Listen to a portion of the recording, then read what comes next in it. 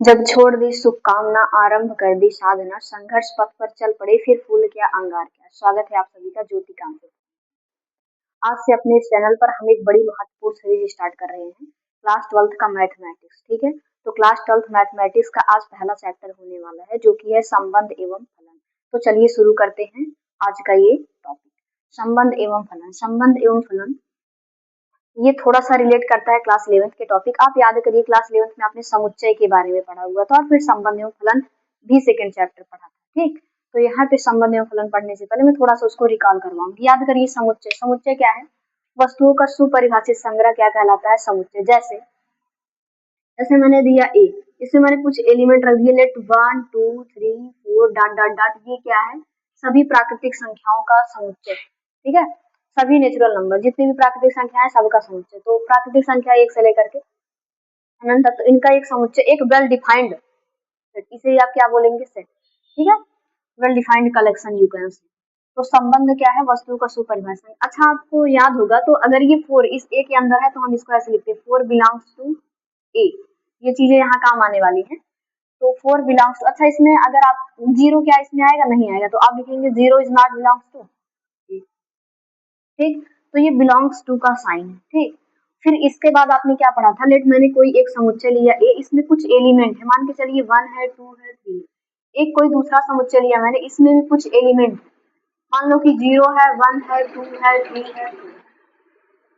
ठीक, ठीक है, अब इसमें आपको ये इसका जो एलिमेंट है वो इसके एलिमेंट से कुछ ना कुछ रिलेशन रख के आपको कुछ रिलेशन मिलने वाले। ठीक है, तो वो रिलेशन समझने से पहले मैं थोड़ा सा आपको कार्तीय गुणनफल समझा दूं, जिसे बोलते हैं कार्टेशियन प्रोडक्ट। चलिए समझ लीजिए क्या होता है कार्तीय गुणनफल। कार्तीय गुणनफल जिसको बोलते हैं,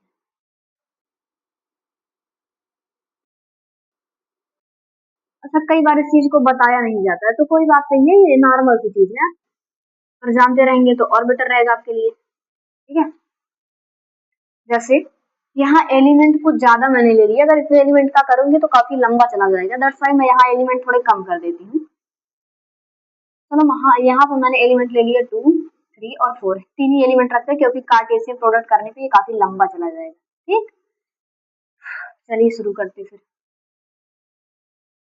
बन क्यों नहीं रहा भाई? ये ठीक है, कार्तीय गुणनफल क्या होता है? इसमें जितने भी एलिमेंट है सबका उनके सभी एलिमेंट के साथ संबंध, जैसे एक को एक बार 2 के साथ, फिर इसके साथ, फिर इसके साथ। चलो, तो यहाँ पे क्या हो जाएगा? आप बोलेंगे अगर मैं ए क्रॉस बी निकालू तो क्या होगा भैया?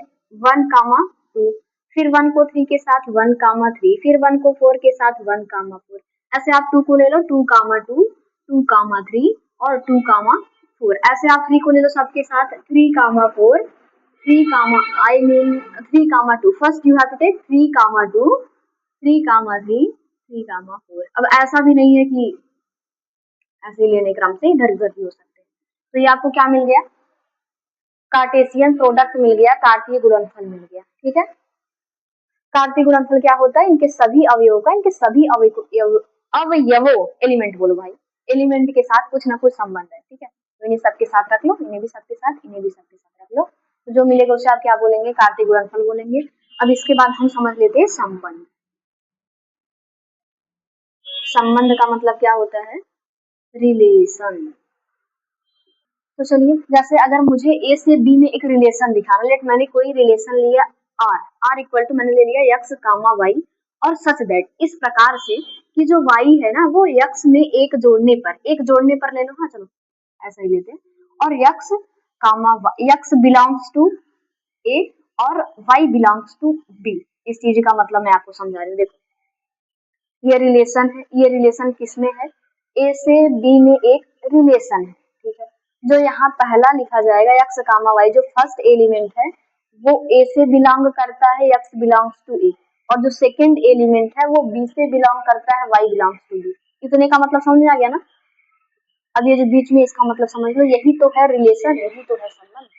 y बराबर x प्लस 1, मतलब ये जो y है वो x से एक ज्यादा है। अगर x 2 है तो y 2 प्लस 1 3 है, जितना ये होगा उससे एक ज्यादा, जितना ये होगा उससे एक ज्यादा। ठीक, तो अगर मैं यहाँ 1 लेती हूँ तो इसमें 2 मिल जाएगा, एक तो हो सकता है 1 कामा, जब इसमें मैंने 1 लिया तो यहाँ क्या मिल गया, दूसरा जब मैं इसमें 2 लेती हूँ तो इसमें क्या मिल जाएगा, एक ज्यादा 3, जब मैं इसमें 3 लेती हूँ इससे एक ज्यादा क्या मिल जाएगा मुझे, 4। ठीक है, तो इस संबंध में ये 3 चीजें आ गई, 3 एलिमेंट। अब ये ध्यान दो आप, इसमें ये जो चीजें आई है क्या ये इसके अंदर है, बिल्कुल यहाँ पर है, 2 3 यहाँ पर है, 3 4 यहाँ पर है। तो आप ये कह सकते हैं जो R होता है, जो रिलेशन होता है, उसके सारे एलिमेंट कार्टेशियन प्रोडक्ट कार्तीय गुणनफल के अंदर होते हैं। तो मैं इस चीज को ऐसे लिख सकती हूँ, R is subset of A cross B। R के सभी अवयव इसी से लिए गए हैं। इसी बात समझ में आ गई। ठीक, अब हम समझेंगे प्रांत, परिसर और सहप्रांत। ठीक है, तो फिर चलो इसी वक्त बता देती हूँ मैं प्रांत, परिसर और सहप्रांत क्या है। प्रांत, प्रांत बोले तो क्या, डोमेन। फिर आपको समझना है परिसर, परिसर बोले तो रेंज। और सहप्रांत, सहप्रांत मतलब डोमेन। ठीक है, ठीक है। प्रांत क्या होता है, जो आपने रिलेशन रखा है, जैसे मैं इसी रिलेशन का, ये जो मैंने एग्जांपल लिया है, जो मैंने एग्जांपल लिया है इसी एग्जांपल में मैं समझा रही हूँ। इस एग्जांपल में प्रांत क्या होगा, जो रिलेशन आर है, रिलेशन आर में जो फर्स्ट एलिमेंट होगा, जो फर्स्ट एलिमेंट होगा उनका जो समुच्चय होगा उसे हम बोलेंगे प्रांत। प्रांत क्या, फिर से सुनो, जो रिलेशन आर है उसमें जो एलिमेंट आ रहे हैं उनमें जो पहला है उसका समुच्चय क्या कहलाएगा, प्रांत। तो प्रांत में क्या क्या आएंगे, 1 2 और 3। अच्छा ऐसे भी इसको दिखा दूं मैं यहाँ से, 1 का रिलेशन किससे हुआ है, y वाले के 2 के साथ, तो 1 का 2 के साथ हुआ, फिर 2 का किसके साथ हुआ, 3 के साथ हुआ, फिर 3 का किसके साथ हुआ, 4 के साथ हुआ। क्यों, क्योंकि एक एक ज्यादा लेना है। ठीक है, तो फिर प्रांत क्या हो जाएगा, तो प्रांत हो जाएगा भैया, एग्जाम्पल वाले में बता रही हूँ, एग्जाम्पल वाले का प्रांत हो जाएगा 1 कामा 2 कामा 3। ठीक है, तो प्रांत है क्या, आप बोल सकते हैं आर के प्रथम अवयव, अवयव। ठीक है, आर के अंदर जो भी रहेंगे उनके जो प्रथम अवयव होंगे। अब परिसर समझ लीजिए, आर के अंदर इसमें आप बोल सकते हैं आर के द्वितीय अवयव, आर में 2 3 4 जो संबंध इसमें हो तो आप इसमें क्या बोल देंगे, आर के द्वितीय अवयव।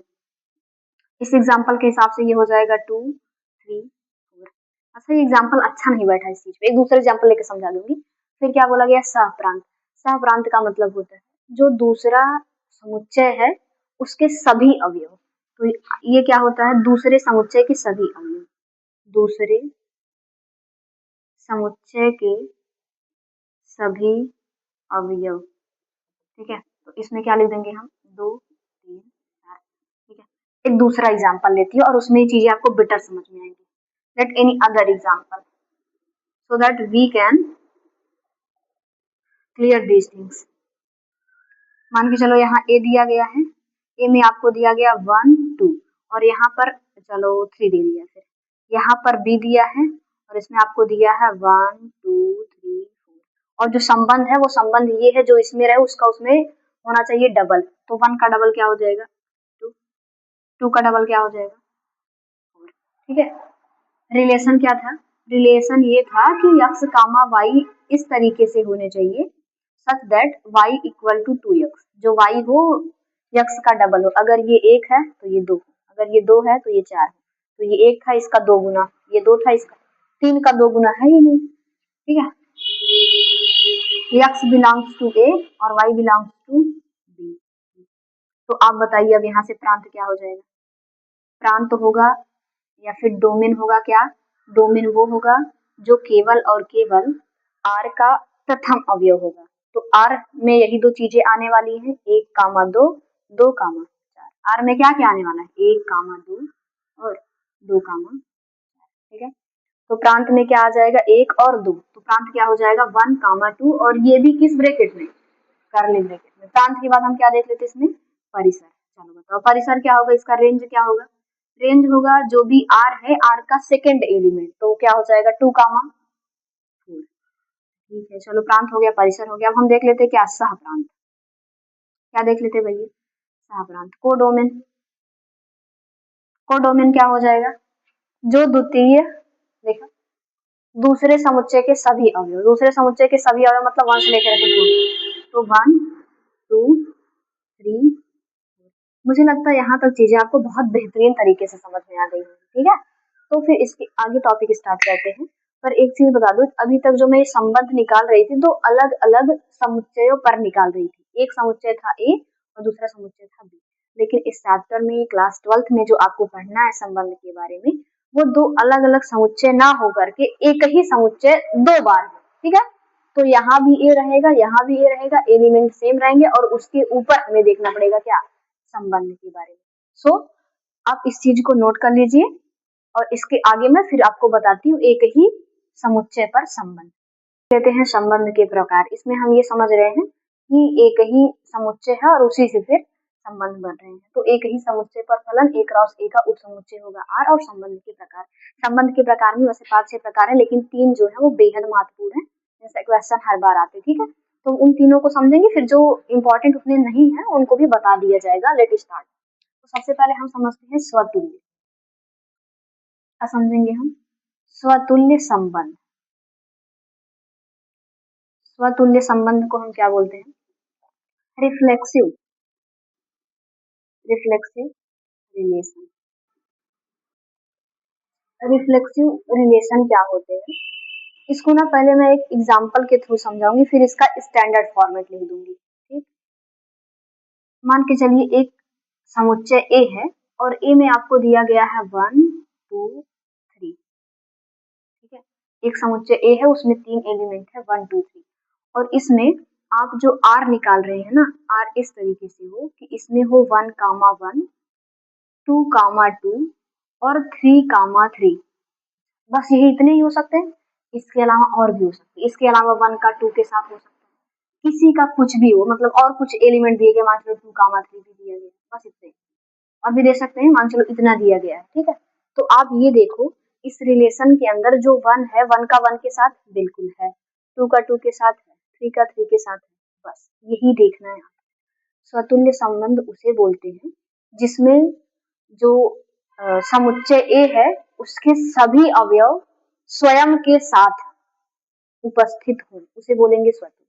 इसमें आप देखो 1 2 3 थे और इनके सारे एलिमेंट 1 का 1 के साथ, 2 का 2 के साथ, 3 का 3 के साथ अवयव उपस्थित है, तो इसका मतलब यह स्वतुल्य संबंध है। अच्छा, इसके अलावा जो ये सब है, इनका क्या, ये सब हो चाहे ना हो, ये होने चाहिए, ये होने चाहिए। और ऐसा भी नहीं है कि 1 का 1 के साथ, 2 का 2 के साथ है, 3 का 3 के साथ नहीं है, तब भी वह स्वतुल्य नहीं हुआ। तो स्वतुल्य का मतलब होता है, अब समझो इसका सिंबॉलिक रूप, इसमें आप बोल सकते हैं, अगर आप फर्स्ट एलिमेंट इसे यक्स लेके चलते हैं ना, ए भी मान सकते हैं, पर ज्यादातर मैंने यक्स यूज किया, that's why I will use only x. X belongs to R for all x belong to a, ये होता है स्वतुल्य का कंडीशन।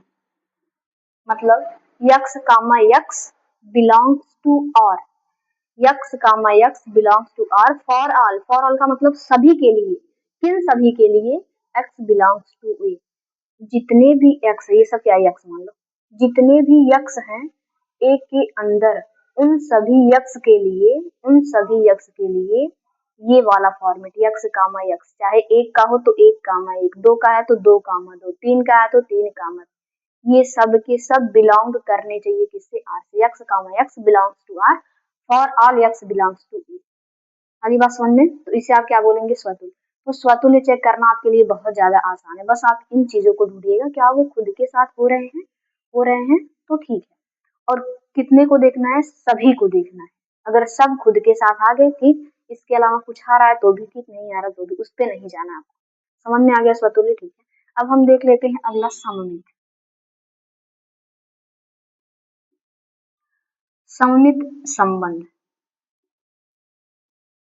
इसे हम क्या बोलेंगे, सिमेट्रिक रिलेशन।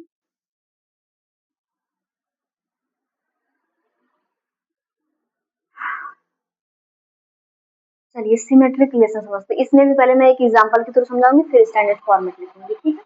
मान के चलिए आपके पास एक समुच्चय ए है, उसमें एलिमेंट दिए गए हैं 1 2 3। अभी मैं बहुत बेसिक ले रही हूँ, आगे जाके ये स्टैंडर्ड में एग्जाम्पल पे कन्वर्ट होंगे, पर समझने के तौर पे आसान लेंगे तो आपको चीजें जल्दी समझ में आएंगी। ठीक है, तो सममित संबंध में मैंने मान के चलो 1 2 3 4 ले लिया है। ठीक, सममित संबंध में एक एग्जाम्पल है किसका, एक समुच्चय का। अब फिर इसमें मैंने एक रिलेशन लिया है आर, और मैंने ये रिलेशन ले लिया, रिलेशन में है 1 2 1 2 और 2 1 और 2 3। ऐसे एक एग्जाम्पल है। ठीक है, अच्छा इसका जरा सममित चेक करो, तो वो स्वतुल्य चेक करो। स्वतुल्य में क्या करना होता है, रिफ्लेक्सिव देखना होता है ना, मतलब 1 का 1 के साथ है, 2 का 2 के साथ नहीं, 3 का तो इसका मतलब ये स्वतुल्य तो नहीं है। अब चेक करते क्या सममित। सममित में आपको क्या चेक करना होगा, जैसे 1 का 1 के साथ, इसे सममित चेक करने के लिए खुद का जो खुद के साथ होगा 1 के 1 के, इसको छोड़ो, आप आ जाओ 1 2 1 2 है, क्या इसका उल्टा भी इसके अंदर है। 1 2 है तो 2 1 भी है। अच्छा 2 3 है तो क्या 3 2 भी है, नहीं है। ठीक है, आपको बस यही चेक करना होता है, जो चीज है उसका अपोजिट भी अवेलेबल होना चाहिए, अगर नहीं है तो फिर वो सममित नहीं होने वाला। ठीक, तो यहाँ पे आप बोलेंगे ये जो 1 2 है, इसका अपोजिट 2 1 तो था, इसके हिसाब से ये सममित हो जाता, बट इसने काम गड़बड़ कर दिया। 2 3 है लेकिन 3 2 नहीं है, तो फिर क्या ये सममित है, नहीं, तो फिर ये सममित नहीं होने वाला। अच्छा सममित का एक एग्जांपल ले लेते भाई, फिर 1 2 1 1 और 1 2 2 1। अगर ये संबंध इतने पे जा करके रुक जाता तो आप ये बोलते बिल्कुल बहुत अच्छा, 1 2 2 1 इसका अपोजिट है। अच्छा इसका अपोजिट देखना, 1 1 1 फिर से, इसलिए मैं बोल रही थी अगर दोनों सेम हो 2 2 3 3 तो चेक नहीं करते, क्योंकि उल्टा भी तो वही होने वाला और वो पहले से अवेलेबल है। तो 1 2 2 1, तो फिर ये क्या है, ये सममित का एग्जांपल है, ये सममित का एग्जांपल नहीं। ठीक, सममित समझ में आ गया। अच्छा इसको लिखते कैसे हैं, इसको लिखने का तरीका ये होता है, जैसे अगर आप ये बोलते हैं x belongs to y, sorry x Y belongs to R, अगर एक्स वाई किससे संबंध रखते आर से, तो इट इम्प्लाइज दैट अगर मैं y को आगे करूं x को पीछे करूं तो x Y belongs to y x belongs to y ये होना चाहिए। अगर ऐसा है तो वह संबंध सममित है, और अगर ऐसा नहीं है तो संबंध सममित नहीं है। सममित चेक करने आगे, कितने पे चेक करना है, सब पे चेक करना है। ठीक, चलिए सममित के बाद अब हम तीसरा समझ लेते हैं, वो है संक्रमक।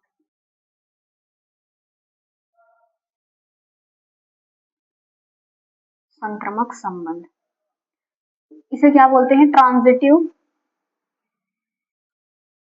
रिलेशन। ठीक है, ट्रांजिटिव रिलेशन।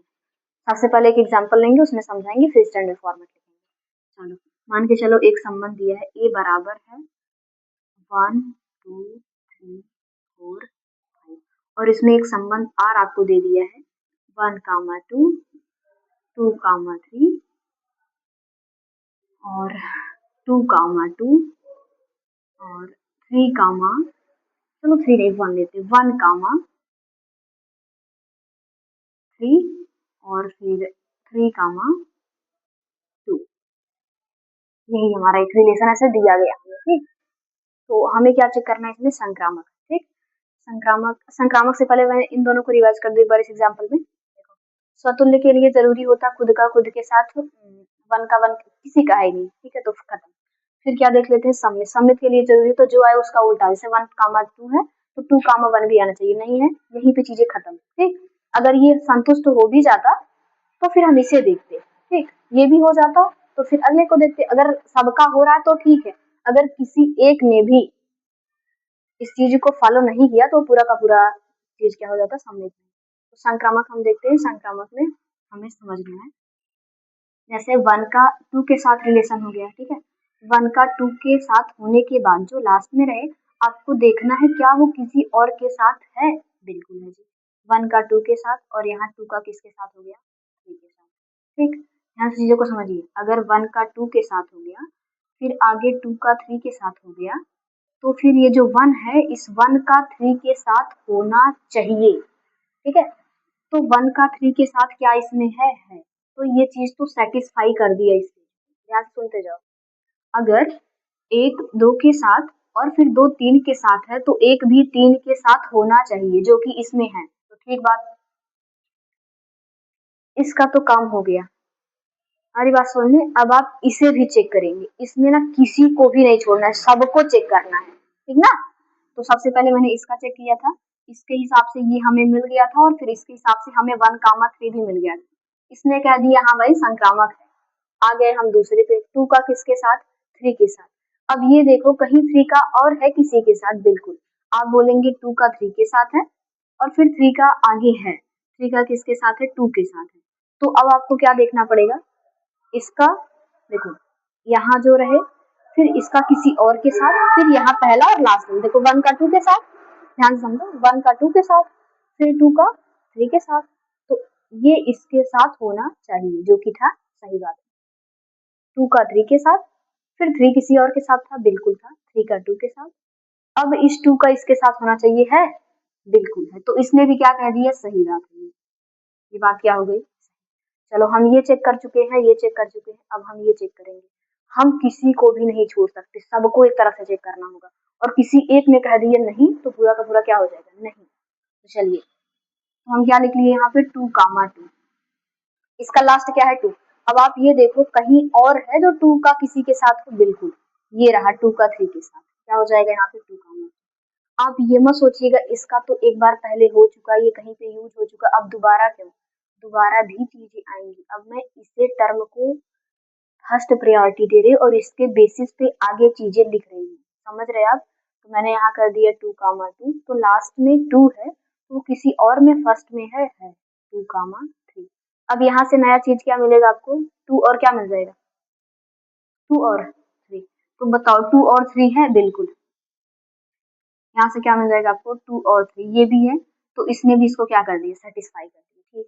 अब हम किस पर आ जाते हैं, 1 और 3 पर। किस पर आ गए हम, 1 और 3 पर। स्टार्टिंग में क्या था, 1, लास्ट में क्या था, 3। तो 3 का किसी के साथ है, बिल्कुल है, 2 के साथ। तो मैं यहाँ क्या लिखूंगी, 3 कामा 2। इसके हिसाब से 1 का 2 के साथ होना चाहिए, 1 का 2 के साथ है, बिल्कुल है। तो ये भी क्या हो गया, सेटिस्फाई। लास्ट में क्या बचा, 3 का 2 के साथ। तो 3 का 2 के साथ, अब देखो 2 का किसी के साथ है। अब ध्यान देने वाली बात यह है, 2 का दो दो चीजों के साथ है। 2 का दो चीजों के साथ, एक तो इसके साथ और एक इसके साथ, तो दोनों लिखना पड़ेगा आपको। एक बार आप 2 कर लो किसके साथ, ये वाला 2 कामा 3, और फिर यहाँ से क्या, 2 कामा, इसके हिसाब से होना चाहिए इसका इसके साथ। ध्यान देने वाली बात, यहाँ मैंने 2 3 लिया, 2 3 3 2। अब 2 आ गया, दूसरे वाले में 2 पहले पे होना चाहिए, लेट दिस इज 2 कामा 2, यहाँ सेकंड पे है, 2 कहीं फर्स्ट पे है, बिल्कुल 2 कामा 2। इसके हिसाब से क्या होना चाहिए, आप बोलेंगे इसके हिसाब से तो ये जो पहला है और ये जो लास्ट वाला दोनों साथ होने चाहिए, 3 कामा 3। क्या कहीं 3 कामा 3 साथ में, नहीं, खत्म। ये पूरा संबंध संक्रामक नहीं है। देख रहे हैं आप, इतनी दूरी तक सही होते हुए यहाँ से ये खत्म हो गया। बल्कि इसका इसके साथ करते तो यहाँ से होना चाहिए 3 का क्या किसके साथ, 2 के साथ, फर्स्ट एंड लास्ट। तो 3 कामा 2 अवेलेबल है, बिल्कुल है। तो ये भी कह दिया सही। तो आप ये देखो, बड़ा जबरदस्त एग्जाम्पल था भाई। आप ये देख रहे हैं इसमें कई चीजें सही हो गई, बस एक क्या हो गया, गलत। और इसकी वजह से पूरा का पूरा क्या हो गया, संक्रामक नहीं। ठीक है, एक छोटा सा एग्जांपल लेते हैं, थोड़ा आसान। जैसे मान के चलो आर है, आर बराबर है 1 कामा 2, फिर है 2 कामा 3, और फिर है 3 कामा 1 कामा। ये एग्जांपल बढ़िया है।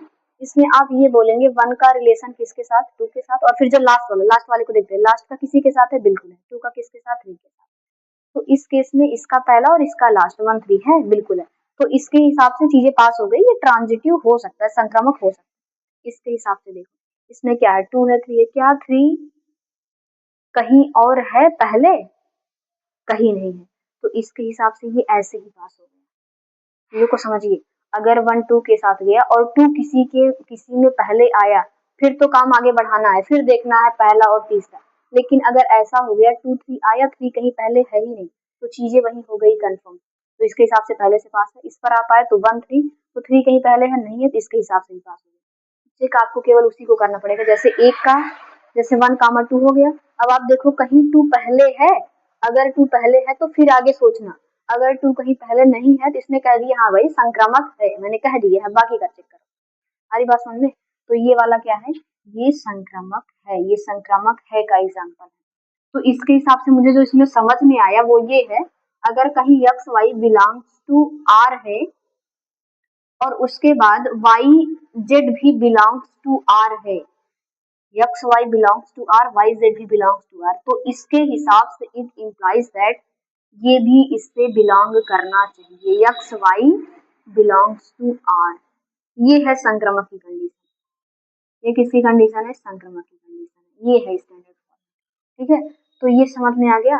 अब हम इसमें समझेंगे, जानते हैं क्या, तुल्यता संबंध। ठीक है, तो आप एक काम करिए, एक तुल्यता संबंध थोड़ा सा बता दीजिए। तुल्यता संबंध एक ऐसा संबंध जो स्वतुल्य भी हो, सममित भी हो, संक्रमक भी हो, उसे हम बोलते हैं तुल्यता संबंध। जो तीनों हो उसे क्या बोलेंगे, तुल्यता संबंध। हमने समझ लिए तुल्यता संबंध क्या होता है, सममित क्या होता है, संक्रमक क्या होता है। ठीक है, अब हम देख लेते हैं थोड़े से, जो मैं आपको बोल रही थी ना, 2-3 और है जो इतना इम्पोर्टेंट है नहीं, उनमें एक आता है रिक्त संबंध। एक क्या होता है, रिक्त संबंध, जिसे हम क्या बोलेंगे, इम्पटी रिलेशन।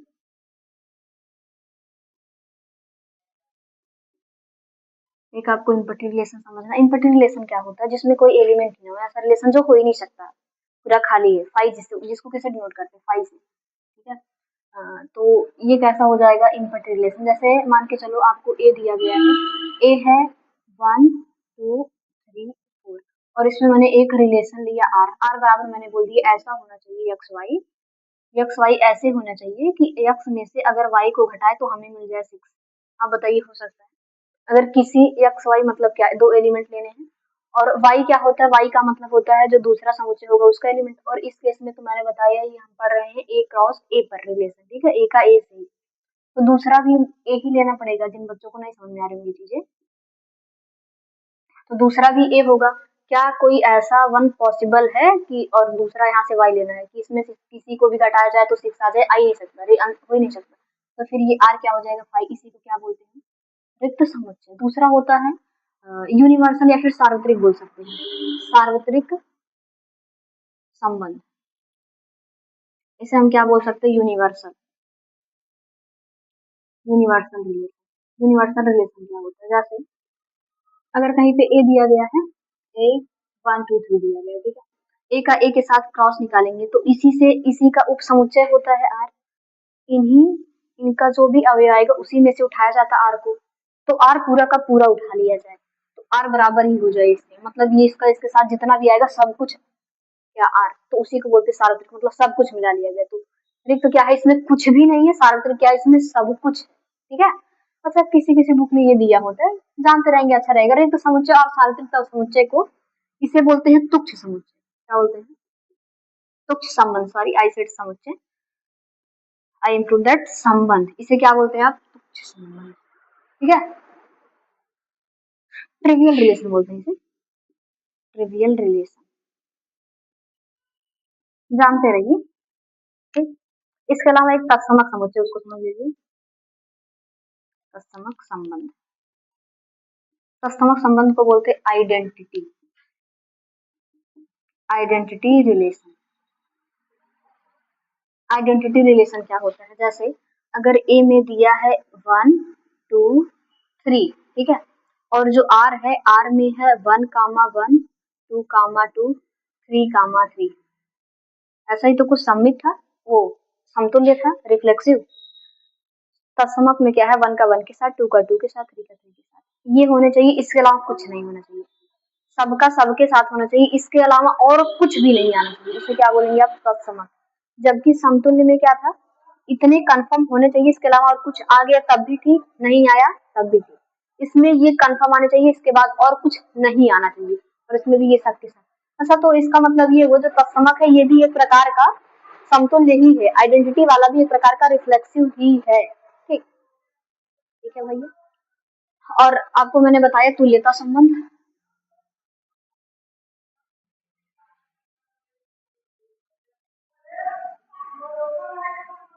इसे क्या बोलते हैं, इसे बोलते हैं equivalence. Equivalent equivalent relation. Equivalent relation क्या होता है? तुल्यता संबंध क्या होता है? एक ऐसा संबंध जो सममित हो, स्वतुल्य हो, संक्रामक, रिफ्लेक्सिव हो, सिमेट्रिक हो, ट्रांजिटिव हो, उसे आप क्या बोलेंगे? इक्विवेलेंट। ठीक है, तो फिर एक काम करती हूँ, मैं इसमें इक्विवेलेंस में एक एग्जांपल लेके आपको बता देती हूँ। एक एग्जांपल मैं ले रही हूँ, एग्जांपल बेहद महत्वपूर्ण है, कई बार पूछा गया। ठीक, तो फिर ले लिया जाए एग्जांपल। एक काम करते हैं, इस चीज को इरेज कर देते, फिर यहाँ लेते और बढ़िया से उसको समझाते। यहाँ मैंने एक एग्जांपल लिया, उसमें हमें सिद्ध करना है ये तुल्यता। ये क्वेश्चन काफी ज्यादा इंपॉर्टेंट है, ठीक है, तो इसको ध्यान से समझिएगा। इसमें बोला गया जेड सभी पूर्णांकों का समुच्चय है। जेड में संबंध आर, मतलब Z to Z, Z into Z में एक संबंध है आर, इस प्रकार है कि आर बराबर ए कामा बी, और ए माइनस बी जो है वो किससे विभाज्य है? 5 से। देखो, इसी चीज को ऐसे भी लिखा जा सकता है, कभी क्वेश्चन ये है, बात एक ही है। ए कामा बी मतलब ए बी जो है वो आर में ही है, कोई एक उठा के, तो ए कामा बी का, ए बी का मतलब भी यही होता है। ए बी, ए जो है वो बी से क्या कर रहा है? रिलेट कर रहा है। ए रिलेटेड टू बी, दोनों का एक संबंध है। ठीक है, वही चीज है, इसको ऐसे भी नोट कर सकते हैं। और ए माइनस बी क्या होना चाहिए? 5 से विभाज्य होना चाहिए। अगर ऐसा है तो सिद्ध करिए आर क्या है? तो लेता है। ठीक है, और ए बी कहाँ से आ रहे हैं? ये जेड से आ रहे हैं। जेड क्या है? सभी पूर्णांकों का समुच्चय। तो इसका मतलब ए क्या हो सकता है? ए हो सकते हैं सारे पूर्णांक। ठीक है, बी क्या हो सकता है? बी भी हो सकते हैं सारे पूर्णांक, धनात्मक ऋणात्मक सारे पूर्णांक। अरे बात समझ में? तो यहाँ पे हमें जो समझना है, ये सब किससे भाज्य होने चाहिए? 5 से भाज्य होने चाहिए। तो थोड़ा सा मैं एक चीज समझाती हूँ आपको। ये बताओ, 5 क्या 5 से भाज्य होगा? बिल्कुल। कितना आएगा? 1। अच्छा, 10 क्या 5 से भाज्य होगा? बिल्कुल। कितना आएगा? 2। -20 5 से भाज्य होगा? भाज्य होगा। कितना आएगा? -4। तो आप ये देख रहे हैं, अगर चीजें भाज्य हैं तो इधर जो आपको मिल रहा है वो एक पूर्णांक है, मतलब उधर डेसिमल में नहीं आएगा। भाज्य होने का मतलब यही होता है, अगर वो पूर्णतः भाज्य है तो इधर कुछ भी दशमलव में नहीं आने वाला। दशमलव में नहीं आने वाला मतलब ये क्या होने वाला है? एक इंटीजर होने वाला। ठीक है, ठीक है भाई, तो फिर ये सब क्या होने वाले हैं? एक इंटीजर। अच्छा, 0 5 से भाज्य है? बिल्कुल भाज्य है। कितना आएगा? 0 आ जाएगा, इंटीजर है ना, बस। ठीक है, चलो, तो सबसे पहले हम क्या दिखाते हैं? स्वतुल्य, स्वतुल्यता। तो इसको हम क्या लिख देते हैं? स्वतुल्यता। हम किसकी बात कर रहे हैं? स्वतुल्य दिखा रहे, इस वजह से हम यहाँ क्या लिख दिए? स्वतुल्यता। हम यहाँ पे किस चीज का जिक्र कर रहे हैं? रिफ्लेक्सिव हम दिखाना चाह रहे हैं। चलिए, स्वतुल्यता में हम देख लेते हैं। जैसे हमें ये दिखाना ए कामा, और ये क्या होना चाहिए? 5 से भाज्य होना चाहिए। ठीक है, स्वतुल्यता कहता क्या है? स्वतुल्यता ये कहा जाता है इसमें ए कामा ए बिलोंग्स टू क्या होना चाहिए? आर होना चाहिए। For all A belongs to, यहाँ के केस में क्या? जेड। यहाँ के केस में क्या? जेड। ठीक है, ए कामा ए दोनों इक्वल हैं, दोनों एक ही चीज है। अच्छा, ए कामा ए बिलोंग्स टू आर होने के लिए ए कामा ए आर से तभी बिलोंग करेगा। ध्यान समझिए, ए कामा ए आर से तभी बिलोंग करेगा जब ए में से एक हटाने पर जो आएगा वो 5 से भाज्य होगा। देखो, a comma b, a comma b R में तभी आएगा जब ए में से बी को घटाने पर जो भी चीजें आए वो 5 से क्या हो? भाज्य।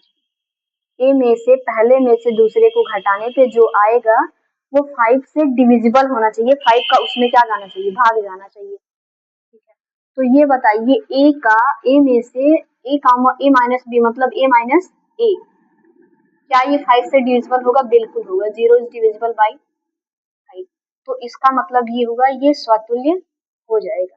क्यों? क्योंकि ए माइनस ए 0 होगा, 0 5 से भाज्य होगा। ठीक, तो इसका मतलब ये ऐसा है, मतलब ये स्वतुल्य है। ठीक, आप एक काम करिए, इस चीज को पहले और इस चीज को बाद में लिख लेंगे तो भी कोई बात नहीं। ए कामा ए बिलोंग्स टू आर, इसलिए यह स्वतुल्य है। समझ में आया? अब हम देखते हैं क्या? सममितता। सममितता को क्या बोलेंगे हम? सिमेट्री। ठीक है, सिमेट्री के लिए क्या जरूरी है? याद करिए, अगर ए कामा बी आर से बिलोंग करता है तो बी कामा ए भी आर से बिलोंग करना चाहिए। ठीक, तो मान लो मैंने कर दिया a comma b belongs to R, इसका मतलब ये हुआ a minus b is divisible by 5। ये 5 से भाज्य है। ठीक है, अच्छा, अगर ये 5 से भाज्य होगा ए माइनस बी, तो यहाँ कुछ ना कुछ आपको इंटीजर मिलेगा, मिलेगा ना? कोई ना कोई यहाँ पे आपको क्या मिलेगा, इंटीजर। अगर a माइनस बी 5 से विभाज्य, हम जानते नहीं a माइनस बी क्या है, कुछ भी हो सकता है।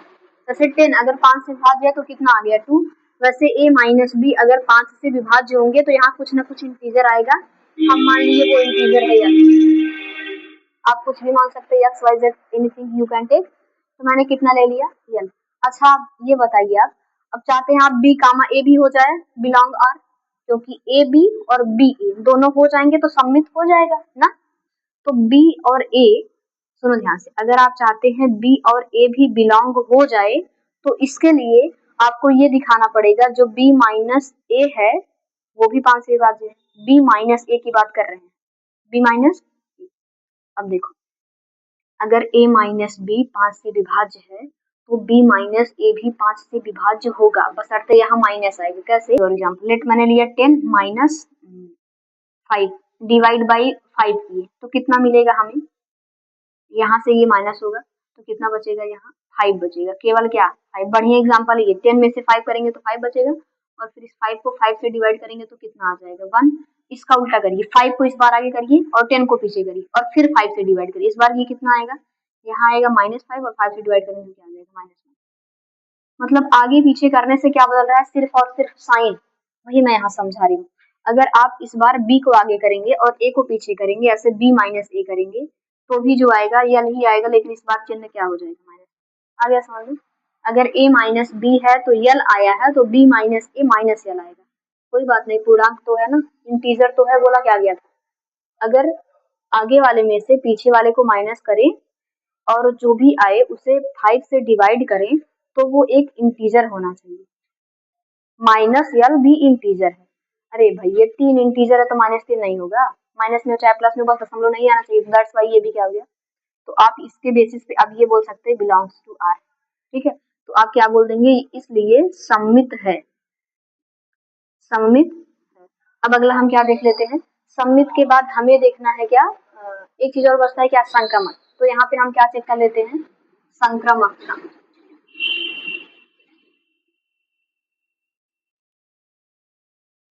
चेक करिए, इसे क्या बोल सकते हैं हम, ट्रांजिटिविटी चेक कर रहे हैं।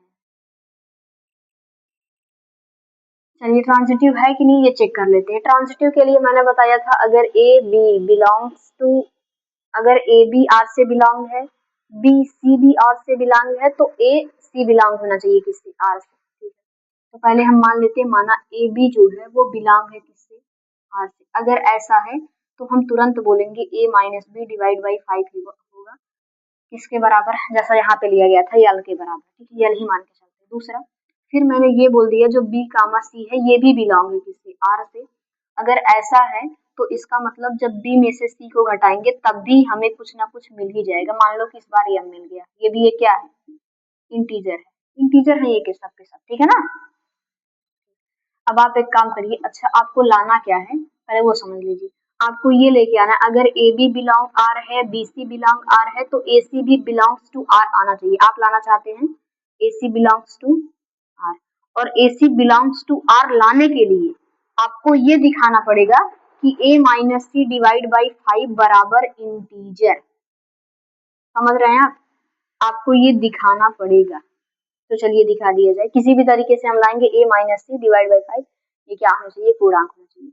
अब a माइनस सी कहाँ से आएगा, ठीक है, a माइनस सी लेके आना है। तो एक काम करो आप, इक्वेशन फर्स्ट और इक्वेशन सेकेंड को थोड़ा सा हम सॉल्व करते हैं, ठीक, ठीक है। इस इक्वेशन को थोड़ा सा सॉल्व करिए। अगर मैं यहाँ पे इसका क्रॉस मल्टीप्लाई करती हूँ तो ये हो जाएगा a minus B equal to 5l first equation, और इसे थोड़ा सा सॉल्व करूंगी तो ये हो जाएगा b माइनस सी इक्वल 5m सेकेंड इक्वेशन। हमें लाना क्या है, a माइनस सी। सोचो इसमें से a माइनस सी कैसे आ सकता है, अगर मैं इन दोनों इक्वेशन को जोड़ दूं, जोड़ दीजिए। आप क्या बोलेंगे, समीकरण 1 तथा 2 को जोड़ने पर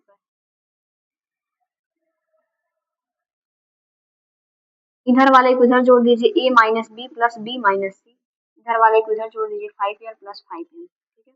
अब आप ये देखेंगे ये कट जाएगा, यहाँ बचेगा a माइनस सी और यहाँ क्या 5 कॉमन हो सकते हैं, l प्लस m।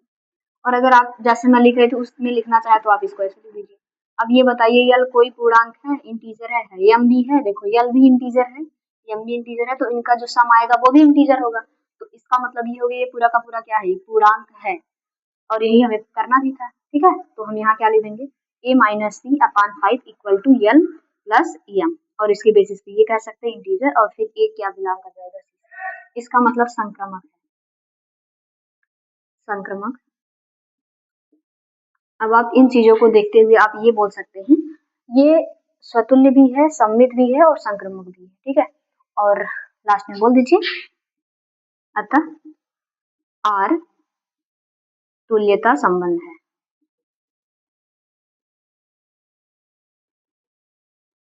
ठीक है, जो संबंध है वो कैसा संबंध है, तुल्यता संबंध है, ठीक है।